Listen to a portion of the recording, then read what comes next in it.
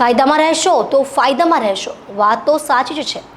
સુરતની ગોળાદરા પોલીસે બે માથાભારે બુટલેગર ચંદ્રકાંત રાજારામ અને મનજીત ચૌધરીના ગેરકાયદેસર બનેલા સામ્રાજ્ય પર બુલડોઝર ફરી વળ્યું। સુરત સહિત સમગ્ર રાજ્યમાં ગુનાખોરીને ડામવા પોલીસ દ્વારા કોમ્બિંગની સાથે માથાભારે અસામાજિક તત્વોના ગેરકાયદે દબાણો દૂર કરવાની કાર્યવાહી પૂરજોશમાં ચાલી રહી છે, ત્યાં સુરતમાં પણ લુખ્ખા ટપોરીઓના ગેરકાયદે કરેલા કબજા દૂર કરવાની કામગીરી પોલીસ અને મનપા દ્વારા કરવામાં આવી રહી છે।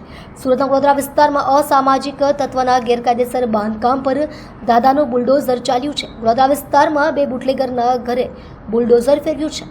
માથાભારે ચંદ્રકાંત રાજારામ અને મનજીત ચૌધરીને ત્યાં બુલડોઝર ફર્યું હતું। ચંદ્રકાંત વિરુદ્ધ પ્રોહિબિશન સહિત હત્યાની કોશિશના 9 ગુના નોંધાઈ ચૂક્યા છે, જ્યારે મનજીત ચૌધરી પર પ્રોહિબિશન સહિત હત્યાની કોશિશના 8 ગુના નોંધાયા છે। આજે તેમના ઘર પાસે ઊભી કરાયેલ ગેરકાયદેસર મિલકત તોડી પાડવામાં આવી છે।